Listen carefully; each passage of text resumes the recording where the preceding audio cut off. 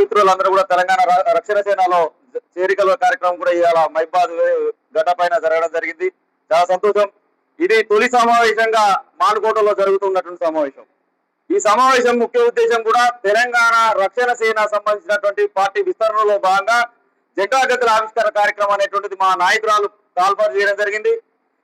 నెల రోజులుగా ఈ కార్యక్రమాల్లో మేమందరం కూడా నిమగ్నమై ఉండాలని చెప్పేసి క్యాడర్ ను మొత్తం కూడా దీంట్లో మమేకం చేయాలని చెప్పేసి చేరికలతో పాటు ప్రతి మండల హెడ్ క్వార్టర్లలో, నియోజకవర్గ హెడ్ క్వార్టర్లో, మున్సిపాలిటీ హెడ్ క్వార్టర్లలో ఖచ్చితంగా జెండా గద్దెల నిర్మాణం జరగాలని చెప్పేసి మా అధ్యక్షురాలు గారు ఇచ్చినటువంటి పిలుపు మేరకు ఈ యొక్క కార్యక్రమాన్ని నిర్వహిస్తున్నాం. ఇలా ఇక్కడ ఉన్నటువంటి 18 మండలాల్లో ఉన్నబడేటువంటి 3 మున్సిపాలిటీలలో కూడా పూర్తిగా జెండా గద్దెల కార్యక్రమానికి అనేక మంది మా సంబంధించినటువంటి రాష్ట్ర బాధ్యులు, జిల్లా సంబంధించినటువంటి బాధ్యులు అందరూ కూడా అబ్జర్వర్లుగా, పరిశీలకులుగా మా కార్యకర్తల సమక్షంలో ఈ యొక్క జెండా గద్దెల కార్యక్రమాన్ని నిర్వహించబోతున్నాం.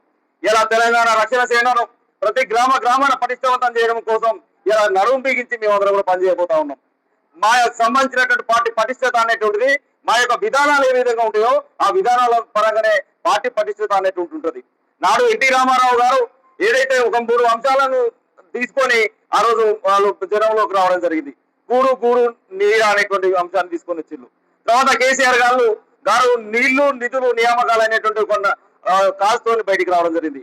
ఇలా మేము పాంచజన్యాలని చెప్పేసి ఒక ఎన్టీ రామారావు, ఒక కేసీఆర్ ఏ విధంగా ఆలోచించిందో వాళ్ళకు ఇంకా భిన్నంగా, ఇంకా పెద్దగా ఆలోచించి మా నాయకురాలు పాంచజన్యాలను తీసుకొని వచ్చిండ్రు.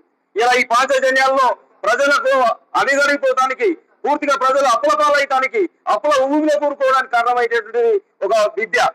వాళ్ళ పిల్లల్ని చదివించలేక, పెద్ద స్కూళ్ళల్లో వేయలేక, ఉన్నత విద్యాభ్యాసం చెప్పించలేక సగటు పేదవాడు అనేటువంటి వాడు అప్పుల పాలవుతున్నాడు.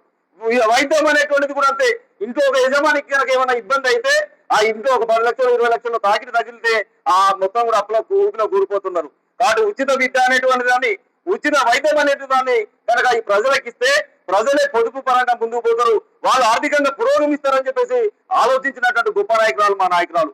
కాబట్టి ఉచిత విద్యను, ఉచిత వైద్యాన్ని, అదేవిధంగా సామాజిక తెలంగాణను, రైతులు రాజులు చేయడాన్ని, అదేవిధంగా ఉద్యోగ కల్పనతో పాటు ఉపాధి కల్పనను చూపెట్టడంలో భాగంగా 2 కోట్ల నుంచి 20 కోట్ల వరకు ఉపాధి అవకాశాలు బ్యాంకులతో సంబంధం లేకుండా యువతకు ఇచ్చేటువంటి విధంగా మేము ఈ యొక్క 5 పాంచజన్యాలను తీసుకొని ప్రజలలో పోతున్నాం. ప్రజలకు కావాల్సింది ఇదే కదా. నాడున్నటువంటి పాలకులు ఇయ్యలేకపోయారు, కార్పొరేట్ కు దాసోహం అన్నారు. కార్పొరేట్ చేతుల్లో పార్టీ ఫండ్స్ తీసుకొని, వాళ్ళ దగ్గర బాండ్స్ తీసుకొని ఉచిత విద్య, ఉచిత వైద్యం ఇయ్యాల్సి ఉన్నప్పుడు కూడా ఇయ్యలేక ఇలా ఎవరైతే వాళ్ళందరూ కూడా దాసోహం అన్నటువంటి పాలకులు. కాబట్టి ధైర్యం చేసే నాయకులు ఉండాలి. కాబట్టి అట్లా ధైర్యం చేసి ఇలా మేము పాంచజన్యాలు ప్రకటించడం జరిగింది.